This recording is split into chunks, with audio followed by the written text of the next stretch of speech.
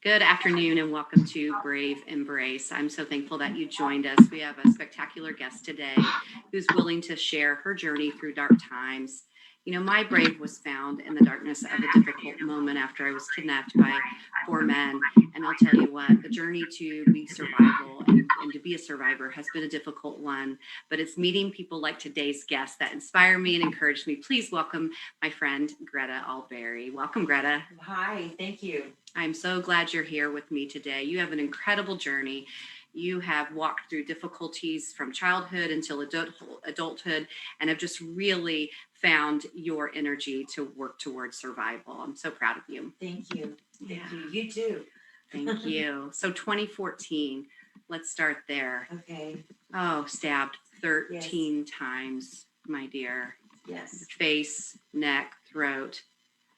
I mean, it's just, it pains me to think of what that experience was like. You were in the midst of helping someone, right? You were in the midst of helping this young man. Yes. Tell me a little bit about that time. He was 19 years old and he was freshly out of foster care. And they didn't offer at the time a lot of options for, that age group when they first roll out. And I saw him being led by some other people to do criminal activity.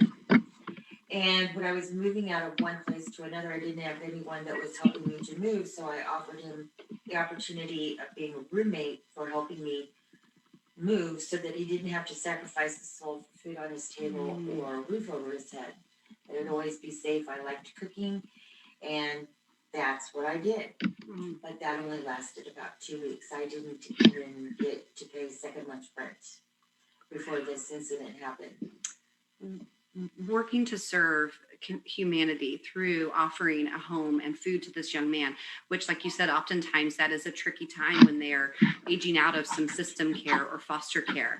So your heart was there, yet there was some demons inside of him, and it lashed out against you one afternoon. Yes. And the sad thing is that I also realized that I wasn't in an emotional state myself to have taken on that kind of responsibility. Not to say that I deserved that kind of attack, but I wasn't mentally. It was probably very difficult for him being 19, and I was going through a lot of personal difficulties myself. So it's unfortunate to carry around, even on this part. It sure is. And he was found guilty, correct? Yes, he was. Yes, so he is serving time. Yes. So tell me, if you don't mind stepping back there for a moment, he had come home, right? You were having an issue around a car, is that correct? Yes, he had taken my car and was gone for 2 days and wasn't returning my phone calls or anything, excuse me. And he came home about 11 o'clock, or about 10:30 in the morning. And I said, "Where have you been?"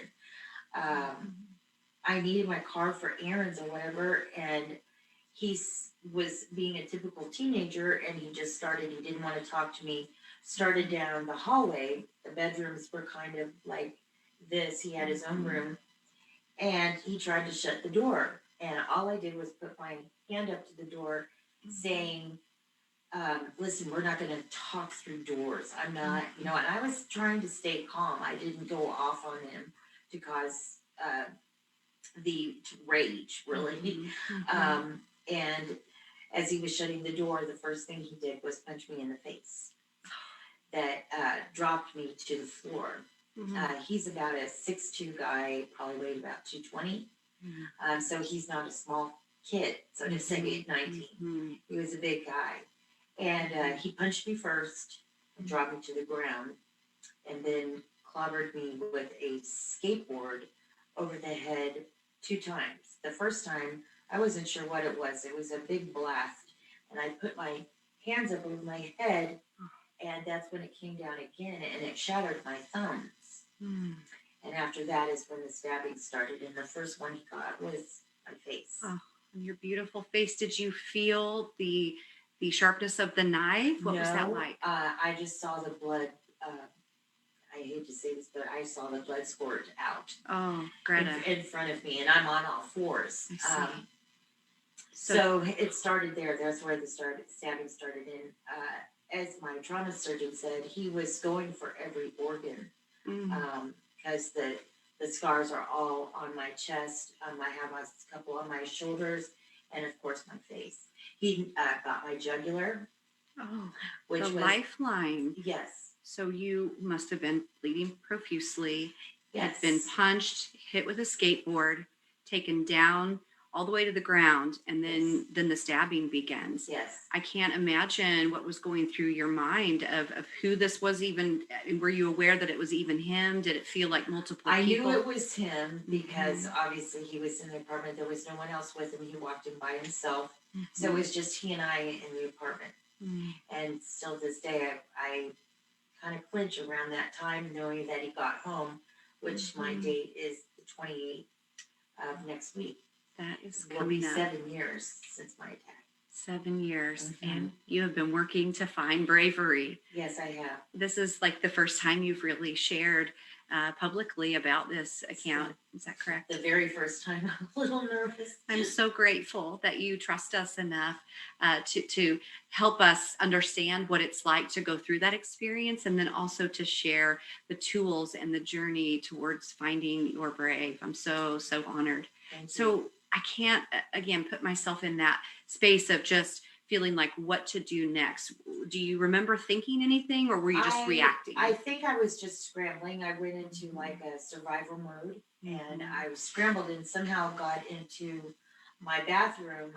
In my room, I had the master bathroom and master room, and the vanity and everything was on the outside. It had two sinks, and then I hit, and then the bathroom and the shower where the toilet was a Mhm. separate room, and that's where I escaped to, was there, and shut the door. Um, and basically almost bled out in there. Um, I heard him outside, or I didn't hear him outside my door because he was for a while making noises or screaming, or I don't know. Mhm. I kind of blinked out, but I didn't hear anything. So I opened the door just to peek out, and there was my phone Mhm. unattended. And so I ran out of the bathroom real quick, and I dialed 911 and put it down and ran back in my room. I ran into the bathroom. Oh my And knowing goodness. that the police would dispatch someone, they're not going to call me back and say, "Is there a problem?" So Right. um, that was like some kind of instinctual or too much CSI going on. But that was a survival technique that Mhm. actually saved my life. Mhm. Um, I proceeded to be in there. Then I hear kind of like a sizzle sound. He is burning my phone now, and then he must have realized there was a tolling call on there because I had left it open. So he disappeared again, and it was at that time that I ran out. But I don't remember. He evidently took my top sheet and my comforter and lit it Mhm. on fire for a firewall. That I hopped a firewall because I was not meant to come out. Oh Um, my that goodness. part I have totally blanked out. I don't remember. But Mhm. when the police came to my house on the Monday after being released from the hospital on the Saturday, um, I asked them, "Where is my top sheet and my comforter?" "Oh, it's in evidence. It was on fire." What? Yes. I didn't quite understand that. But Oh. so I hopped that, and I remember looking into the bedroom where he was. He had taken his mattress and put it up against the wall, kind of like a teepee, Mm-hmm. and he had a basin of water where he was washing off all my blood, and he was shaving his head bald. And that's what actually was able to charge him with premeditation because he was Oh. disguising himself from the affiliation with a crime, which Oh. is a forethought. I see. So Mm. it doesn't necessarily have to be a plan, um, but they caught him at the scene. I saw him there, so I knew he was busy. So Mhm. I ran down my little hallway and I rounded the corner to the front door, and behind he had this love seat and the couch behind the door. So I wasn't meant to come out of my apartment at Oh, all.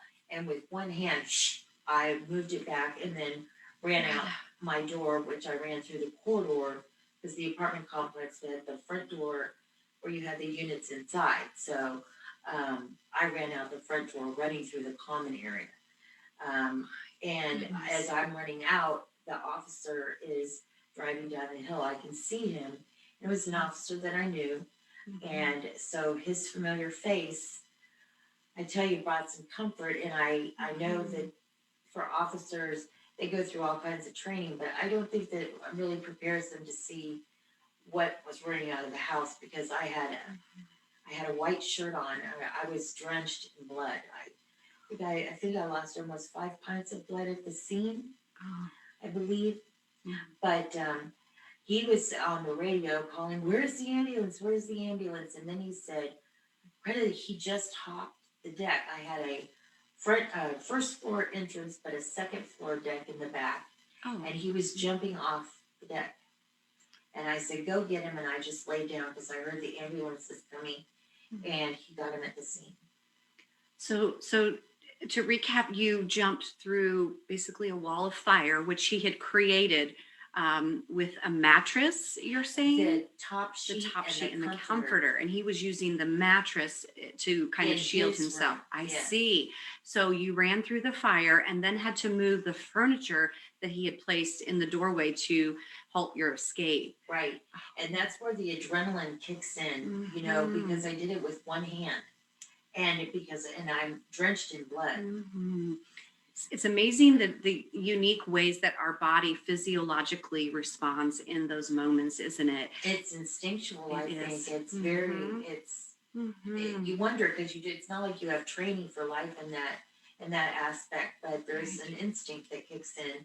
Just Mhm. like what I was kind of starting to say was when the trauma surgeon said he was deep enough within the wounds, causing me to have the trauma surgery. The neck definitely, but he Mhm. was going it for every organ, my heart, my lungs, and all of that. And he Mhm. thinks that I actually arched my back because I was on all fours. Mhm. And so he got in, but he wasn't able to get in deep enough. Another Oh. instinctual saving tool that I Yes. used without Yes. knowing that I did that. But Yes. so a lot of it was me saving me. Remarkable, remarkable.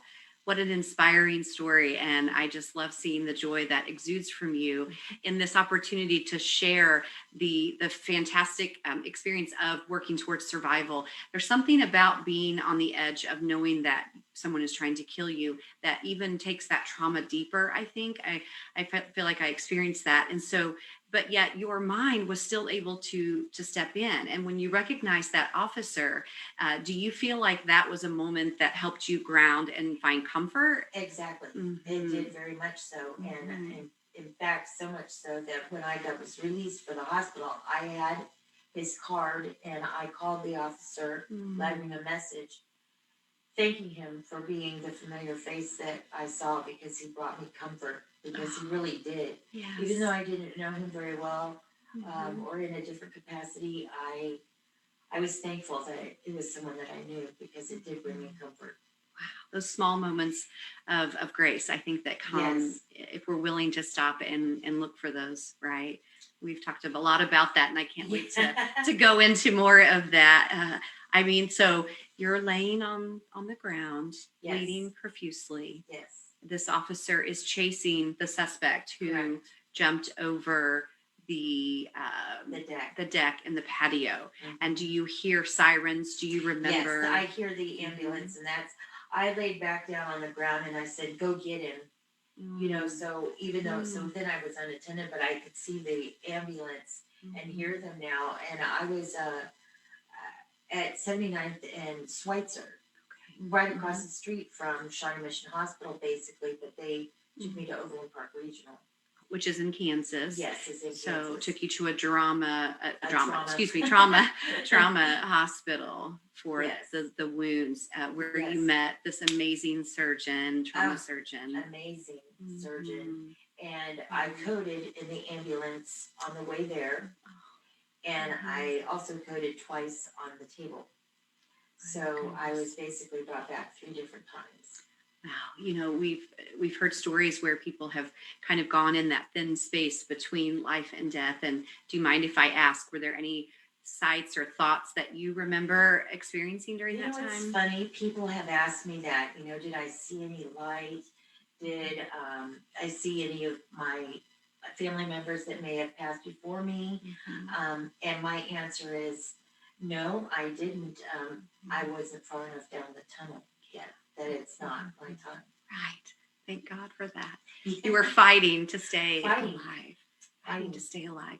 Now this fighting spirit came for you early on in your life, right? Right. Do you mind if we go back just a little bit No, that's further?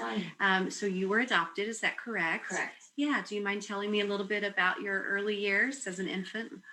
Well, I was adopted from a place called Willows, which was at 2929 Main Street in Kansas City, Missouri. Oh, mhm. I was born in 1966, and in 1969, the place went up in smoke, destroying all the records of all the babies that had been there, along with all the mothers protecting their anonymity, which I understand that. But there was no identifying documents about me anymore. There was one, a birth certificate, original birth certificate. There's only one document, and that's in Jefferson City. That was the capital for obviously Missouri, and Jackson County. That's where all the records are, all vital statistics. So I'm in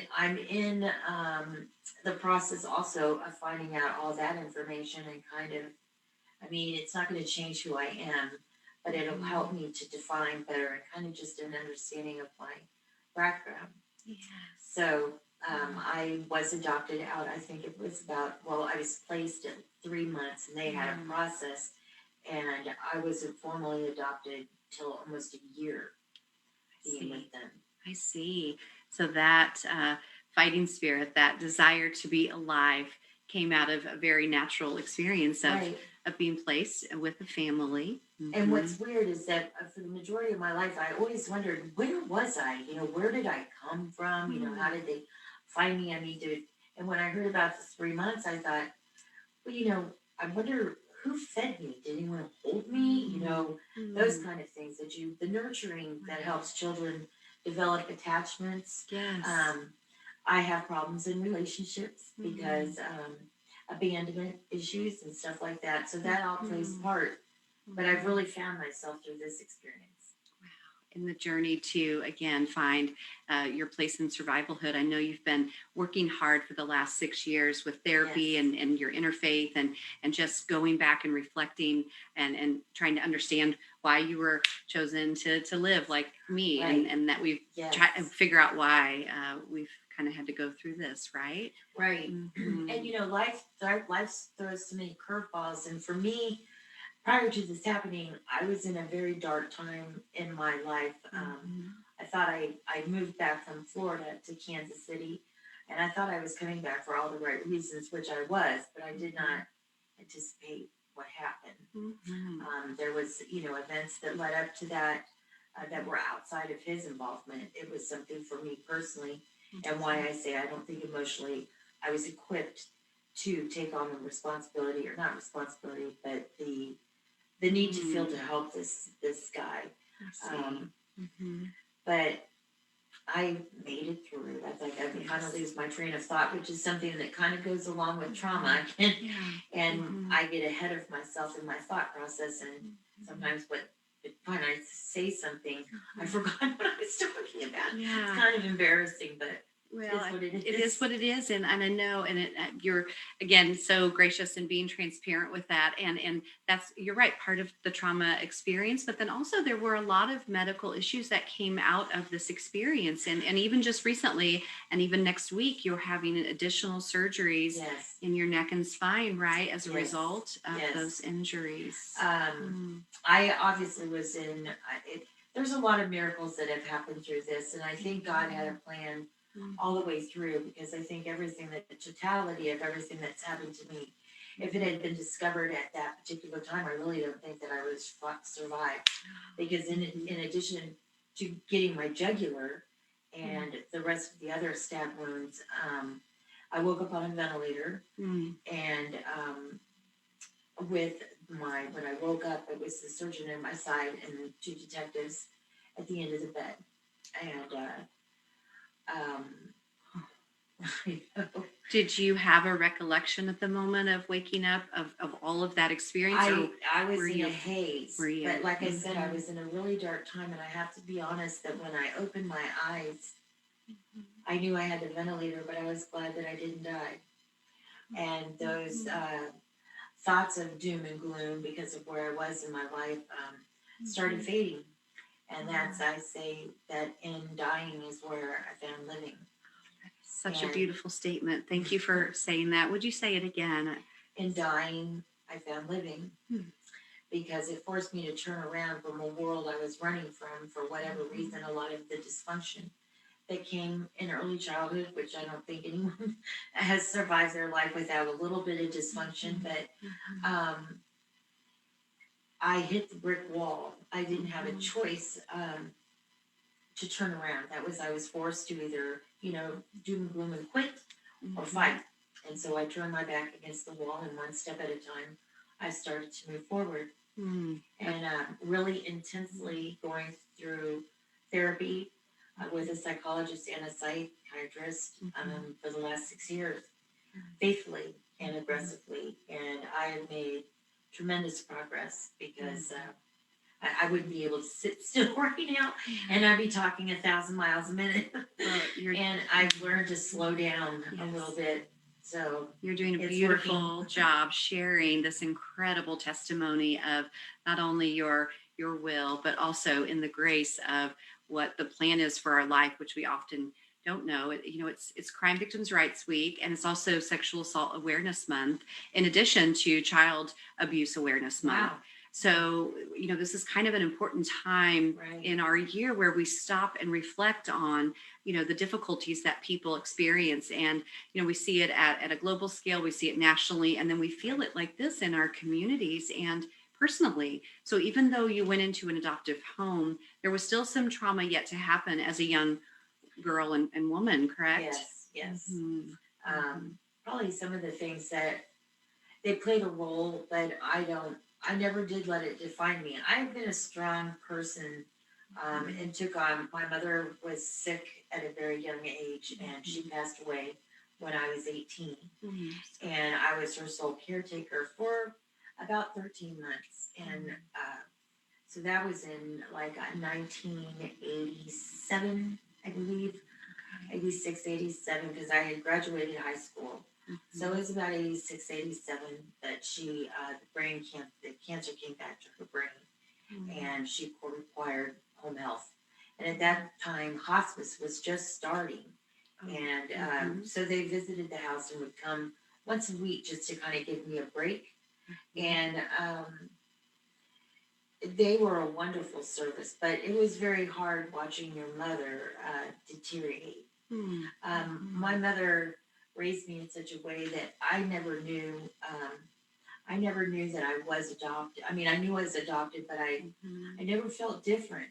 I don't Hmm. remember a time that she ever set me down and to tell me that I'm adopted. It's just like I always knew.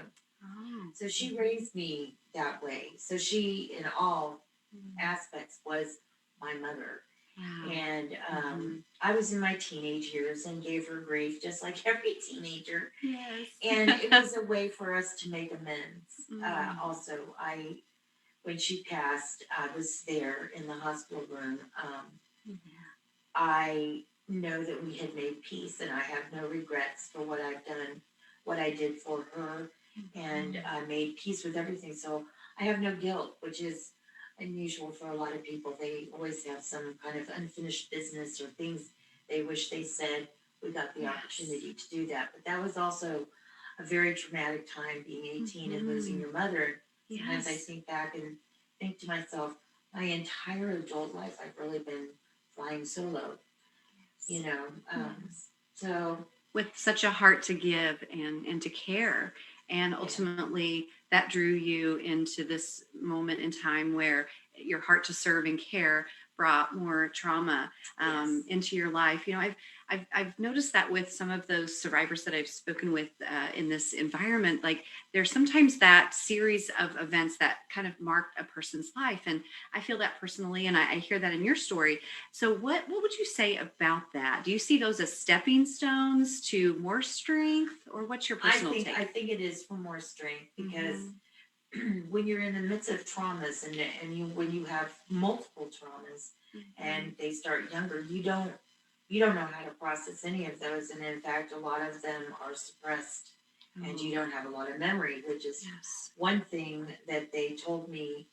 I say that I started having memories, um, flashbacks basically, Mm. like a Viewmaster camera. If you remember those Yes, from a long time ago, I they had the little do. white cards with the Right, little wheels that squares. would turn. Yes, Yes. and Oh, the little. hmm. That's how my flashbacks started coming back, but they Oh, weren't anything from current. They were past. It was my oh. childhood and things that were coming through, Mhm. different snippets. And Mm. I remember asking my therapist, "So are you telling me that I have got to deal with my childhood and this?" Oh, Yeah, that's and daunting. she, I was Yes. a little bit overwhelmed to say the least. And she, Hmm. she said, "Well, that's why you are. I specialize in trauma, and I Hmm. was given a certain assigned to a certain specific psychologist that Hmm. specialized in that sort of thing. So she's Oh, been a lifesaver. I don't know where I'd be without her. We've become friends, after oh. so many times and re, Hmm. um, rehashing a lot of the very personal things. And Yes. I'm very honest up front. That's why I said there's no questions that I don't mind answering or places for you to go because it's part of the truth and it's part Hmm. of who I am. And I Yes. can't be ashamed of those things anymore. That Some is things in so. my control Mhm. and some just a bunch of bad choices.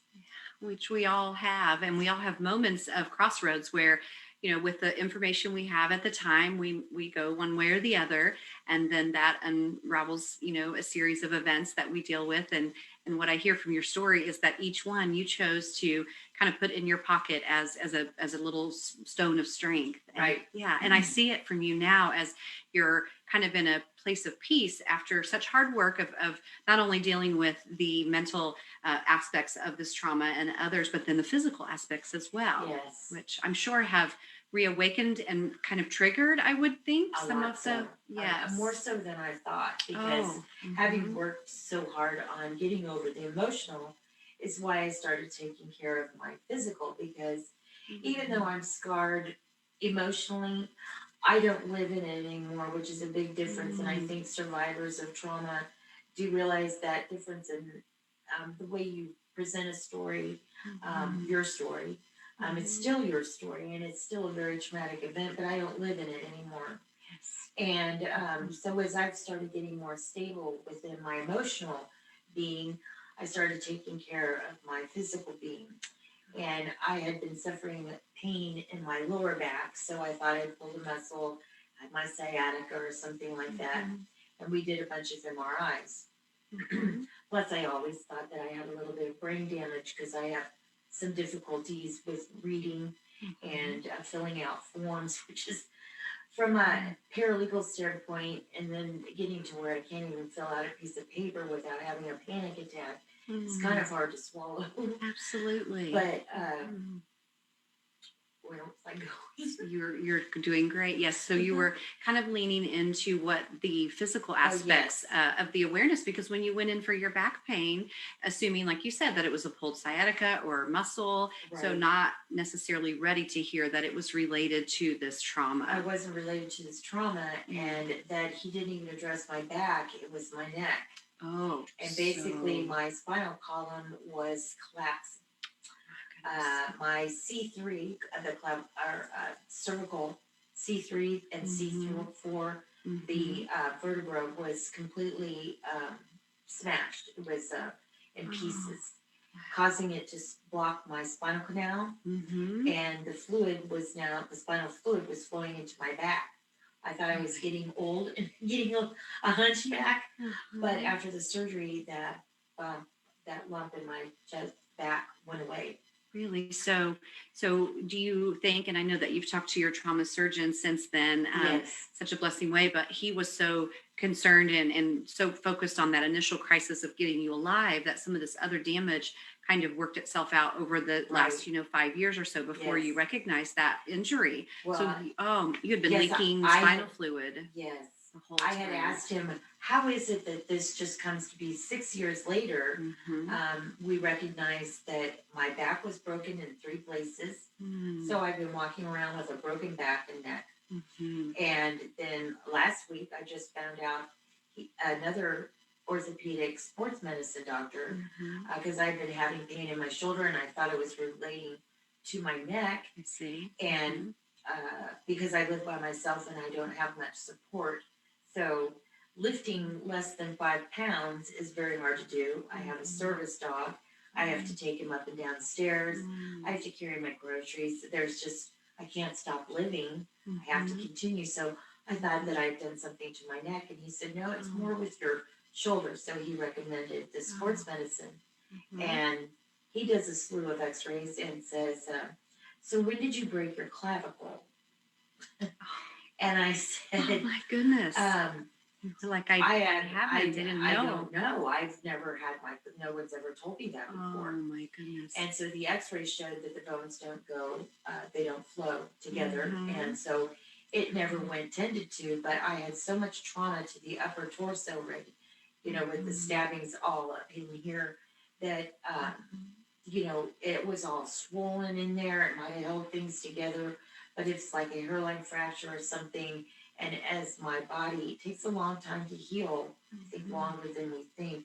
As the things started to heal and simmer down, that's when the fractures started showing. But both doctors attribute it to my attack.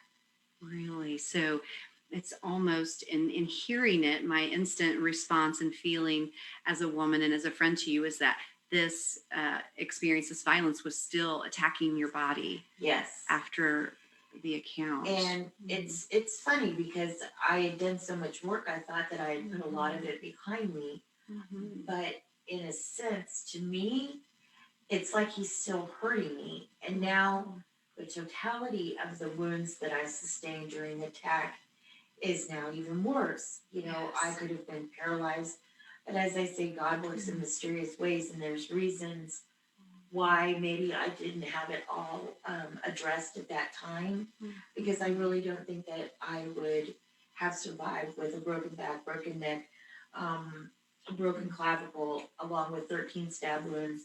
I don't think that I would have survived that, but by the grace of God, there's a plan for everything, and I think that was for me to be alive and find out who I am and now use my life as a tool for others. I'm so grateful that you are willing, because what I'm feeling from your story today is just an overwhelming sense of perseverance, endurance, and hope. And to see that shining out of you, I feel, sad though that now that you've accomplished so much in your healing journey with some of the mental and psychological healing and work you've done, and then now to have to step back and address this. So do you Yes. feel this is purposeful? Is this going to lead you even further than you maybe would have gone Yes, before? because I think that the first surgery, they fused together C3 through C7, My goodness. and so that's almost my whole neck Yes. is of metal and screws. Mhm. But so that was October 7th. I had that, and then the lower back we are addressing next Thursday. I go in again for a second surgery on my back. I think, and I like to think that it's God is making me ready to stand up and have the ability. He's healed me. He's putting me back together, so to say. So I can stand up and I can tell my story and have the physical ability to do that. I love when you said that. I got this image of you on stage in a way where you're sharing and you're just standing so tall, as if, like you said, putting you back together kind of section by section so that you can bring even more of this light, like coming from a lighthouse. It's a beautiful imagery in my mind. And I am So so nice. thankful that, I think I would be feeling hit again or wounded again, or I'm sure maybe that's an ebb and flow. Do you kind of go up and Yes, down in the I hills go and up and down, valleys? and I Okay. have sad times, and I allow myself to have those sad times because Mm-hmm. I think it's necessary. I have times that I retreat and Yes. want to be by myself and Mm-hmm. cry, and I Mm-hmm. think that's okay because you go through the different stages, and I think be able to release. And another thing is just being real with myself and taking accountability for Mm-hmm. things. It all flows, and sometimes it's very overwhelming, and you just need to have a time out just to gather your things together and remind yourself. I find a lot of inspiration through music and Mm-hmm. inspirational quotes. Yes. Mm-hmm. They've really helped me to get a different perspective on life in general, and I think it's Mm-hmm. helped me to have heal and Mm-hmm. have a positive attitude because in and of Mm-hmm. themselves they show me that other people feel the same I do, or Mm-hmm. else they wouldn't write these quotes.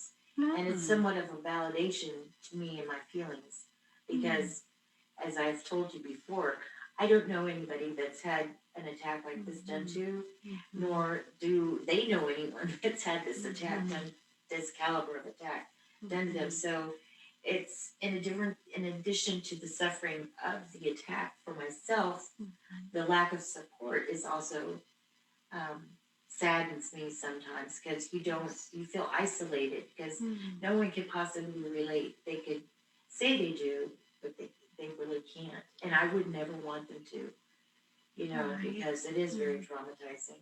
Yeah. And that's why I think it's such a pleasure and such a blessing to meet someone like you Mm-hmm. Thank because as you. I've told you, just your story, Mm-hmm. some of the words that come out of your mouth are some of the things that I think. And so you validate my thought process, you Mm-hmm. validate my progress. And for that, I'm very appreciative because it Mm-hmm. almost gives you incentive to keep going. I'm so grateful and I'm so thankful. Thank you for saying that. And everything that you were mentioning earlier, I can hear other people maybe feeling validated by, because like you said, when others in your life don't understand the journey, and you would want them to, you wouldn't want them to have gone through something this traumatic, but yet you feel alone and isolated. So it's another piece of luggage that you're kind of having to carry, feeling alone and doing all the work and doing all the healing and managing yourself along with the actual physical healing and Right. mental healing. And you also had to go through the criminal justice system after this. Yes, I did. And through our sharing, I've learned that it wasn't maybe as ideal and as easy and as comforting as it could have been. Do you mind talking a little bit about that? Yes, that's fine. No, I didn't have the best relationship at Mm-hmm. the time with Mm-hmm. officers, but um, he was originally charged with second degree Okay. attempted murder. Mm-hmm. And if you know anything about law, negotiations, plea offers, and that sort of thing, it didn't leave a lot of room for negotiations for plea offers. So Mm-hmm. they wanted to do, they filed a motion, the state did, for it to upfile, Oh. and they wanted him charged with premeditated first degree attempted murder. And so I was the star witness, obviously. Mm-hmm. And it was very interesting because I was not prepped for the witness stand. Mm-hmm. I worked law for 20 years, and I don't Mm-hmm. think they realized that, but I do know that they need 5 days' notice for a hearing, which I didn't realize that there was a hearing until the Thursday before the Monday of the hearing. Um, and it's kind of a story, that part of it, for protection of the law enforcement. I don't want to go into detail Sure. about that out of respect Appreciate that. because Mm-hmm. that's one thing I've learned too is I Mhm. have to look at the whole picture. But I did go up on the stand and the judge, they asked me the question, is the person that did this to you in the courtroom? Well, from the moment that I walked in, um, the defendant had his head hung low. It didn't, I couldn't see his face. So I looked at the judge and I told him, he's had his head hung low since I walked in. I need him to lift his head up for me to see his face for proper recognition. And I believe that the judge was like, okay.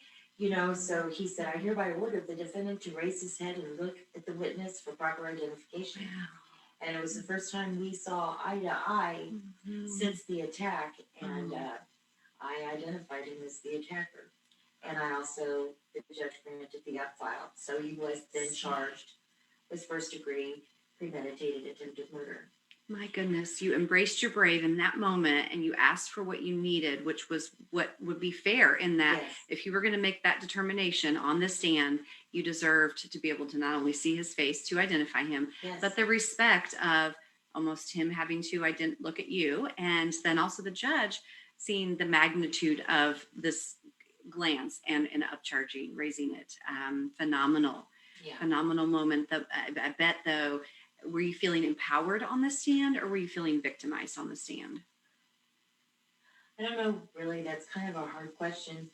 I feel I think at that time I felt like a survivor on the stand because I was using tools from my legal background that helped me to further myself and see that justice was done for me.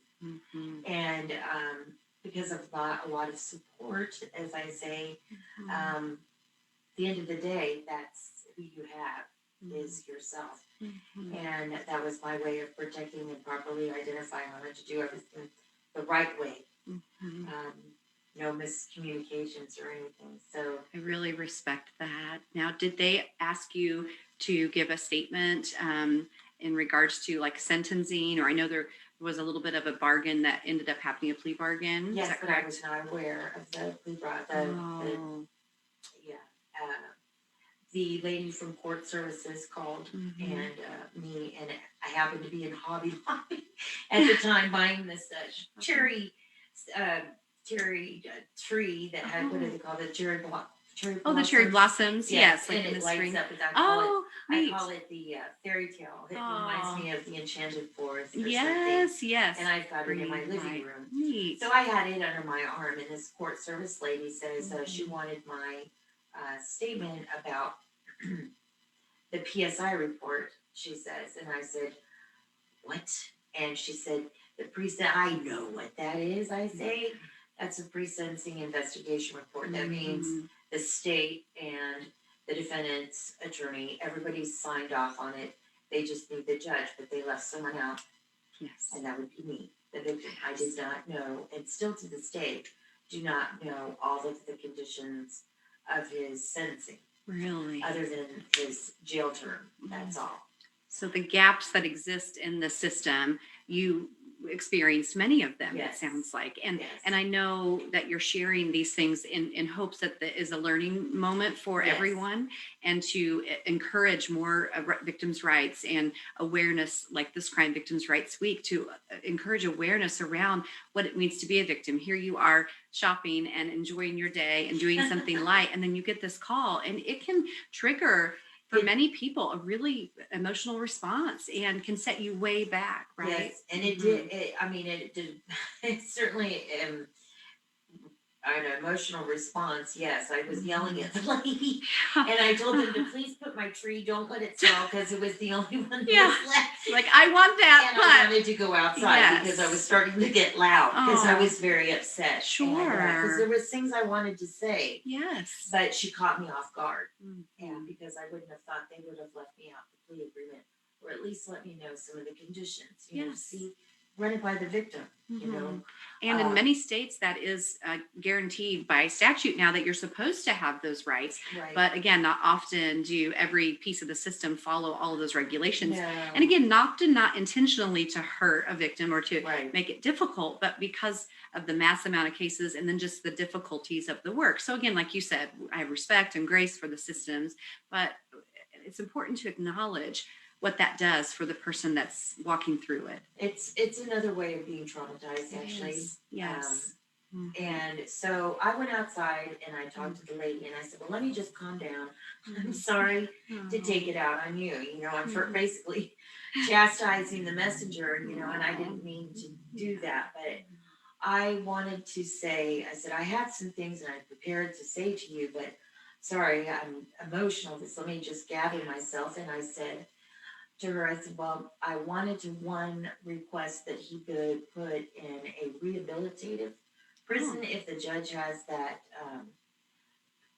control over that, which he doesn't have control over the placement of defendants, he just sentenced them, and then they go into a process where they are, what do they call with it? Department of Corrections Yes. and that whole Yes, but post-sentencing kind of time frame. But I asked the judge, put him in that sort of, so he could get the substance abuse and psychological abuse that he could get, and because he was 19, so, but he could come out into the system, out of the system as a, not a statistic, but a participant, get a trade, and come out as a, person that can mend into society again, not a statistic of prison. Your heart is so large and loving, even in those moments, to still want the best for him in the future. You want the accountability and the acknowledgement of this brutal crime, but you want healing for those wounds that are driving him to this behavior and addiction, I hear. And I also wanted to make sure, I wanted to look at him and I wanted to tell him that I forgive him. Because, and a lot of it is because of things that I wish I would have done in my rearing. Because I didn't want him to live his time in prison with guilt. I see. And forgiveness isn't really about the other person. I'll never forget what happened to me, but I have to let it go. And offering forgiveness is a big step. And I didn't want him to live in guilt in prison, because I do know how that eats people up. I mean, I've carried guilt for a long time about several things, and it does. It's a backpack of things that you carry around. And once I started with that process and learning about forgiveness for him, it's when I started forgiving everything else and letting go of the backpack of crap, if you don't mind me saying. Absolutely, that's what it's called in that moment. That stuff in the backpack, definitely. I was glad to be able to set that down, and I don't carry around those resentments and the anger and things with me anymore, and that's through my whole life experience up until now too, which has helped me move on. I still have my days and sometimes several days where it's just me. I don't want to talk to anybody. I don't want to see anybody. I don't even want to bathe, which is horrible. Snuggle up and with her, I just have to take it in sometimes, because it takes a lot to stand up every day and still fight, because I look in the mirror and I see my scars, and I still have things, I'm having surgery next Thursday. So the attack is still affecting me, and it's hard for me to not be in victim mode, but the anger started coming in me that I hadn't had before. That forgivingness wasn't so forgiving anymore, because now he was still, and the totality of how he hurt me, how much he hurt me, it just kept coming, and I wasn't expecting that. When you're released from the hospital, you think the mending is on, and it wasn't. I still, here 6 years later, I'm suffering consequences of that. Yes, of his action and his the attack, which is so violent, and at the core of it really took you to a place of near death, which, I think I hear that you've come through it with a zest for strength, but like you said, to stand up every day, though, in the reality of that a human being hurt you so brutally and intended to kill you. And then to have the experience come again and again. So you mentioned a couple of tools that you utilize to find strength. Sometimes it's retreating.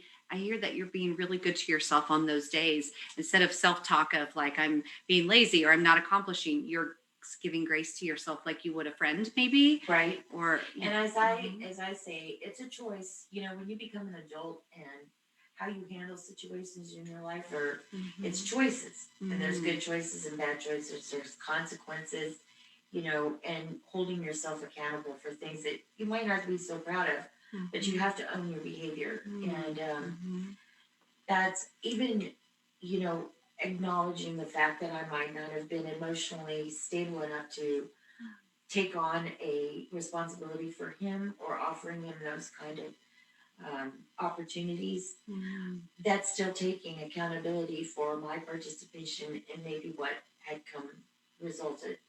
Which a lot of people are like, what in the world? he tried to kill you, but I know he did. But I can't say that I didn't play a role in anything, in all of it. There's a part of me in there, and that's on me. And So you mentioned also counseling and therapy. your work there. Are there other tools you've used? Music and journaling? Yes, music Yeah. and inspirational quotes. I must have Mhm. like 4,000 inspirational quotes Oh. downloaded, but there's some Mhm. specific ones that have come through that it's almost like they were meant for me. I Yes. think I was telling you about how I collect things, and now, and I understand collecting things are things that mean something to you, not just Mhm. collecting snow globes to collect snow globes, but it's mine are angels, protection, Yes. Mhm. and butterflies for rebirth, and Mhm. elephants for good luck with the trunk up. Well, and See. I get in my quotes, I find one that has an elephant with butterfly ears. Wow. And That's significant. yeah, and I'm like, Yes. the two things that I am collecting, and Mhm. it says when life gets so complicated and that the universe will make it so uncomfortable, you don't have a choice but to change. And that's basically what had happened. The Mhm. attempted murder in my life, and why I say I found in dying, I found living, was just that. The world made it so, the universe made it so uncomfortable. And in a situation, I had a choice, live or die. Mm. And I choose to live. So beautiful and so brave. I have to ask though, so this work and this series of years that have gone by that have brought you here, and now this new experience of the surgery and dealing again with these, do you wonder? I'm wondering if it's again kind of making things uncomfortable where you were feeling pretty stable to even push you further. Do you think, in like even this experience of sharing it, which is so inspirational? I know so many people are going to be moved and encouraged and find hope, but it's even bringing you a little bit further through it. Do you feel that? It's made me stronger. Yes, Mm, I mhm. believe in it. It's further of a conviction to want to help people, and that it's traumas can last for a lifetime, Mhm. and you go through different stages, and sometimes you repeat stages of Mhm. healing, Mhm. and but you need those incentives. And I think as I heal and get stronger, I'm still building strength. I'm still healing Mhm. all the way around, and Mhm. I think it makes me a better tool for helping people, Yes. because you, even though you still have hardship, doesn't mean you're still not healing. It doesn't mean that Yes. you're off the path. You're Mhm. still on the path. It's Yes. just you have good times and bad times. It doesn't Mhm. mean that you've done anything wrong. You're still doing good. That's a lot. That's a very hopeful statement. I have felt oftentimes like I see people that are just a little hope lost, not Yes. necessarily hopeless, but it feels like being hopeless, doesn't it? Yes, and when you don't have a whole lot of support, Mhm. too. Mhm. My family was estranged, and I didn't Mhm. have a lot of friends back here. That I had to eliminate some toxic Mhm. environment, and Mhm. Good. it's been kind of, that part of it has been a struggle, and Mhm.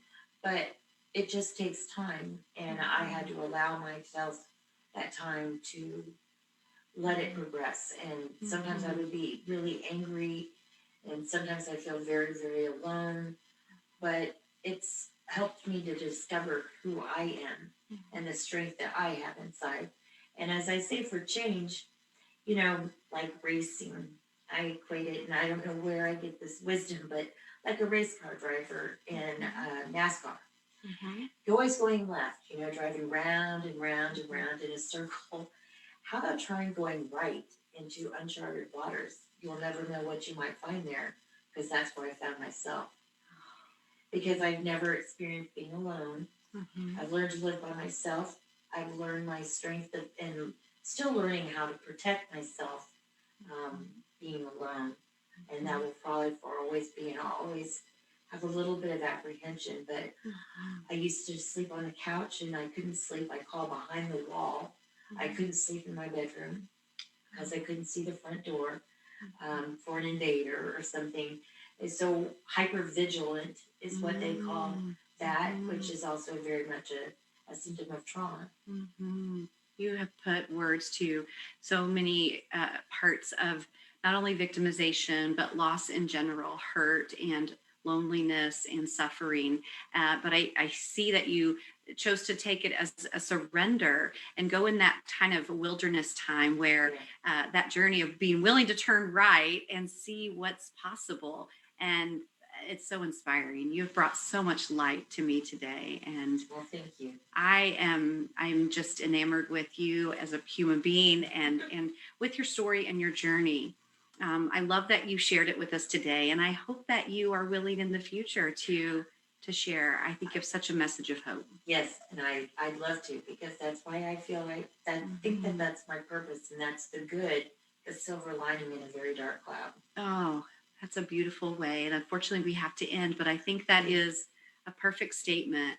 Is working to find that silver lining Right, in a dark cloud and never lose hope. and never lose hope. Well, Greta, thank you for your willingness to share with us today. Thank you, Thank Kim. you for the hope that you brought.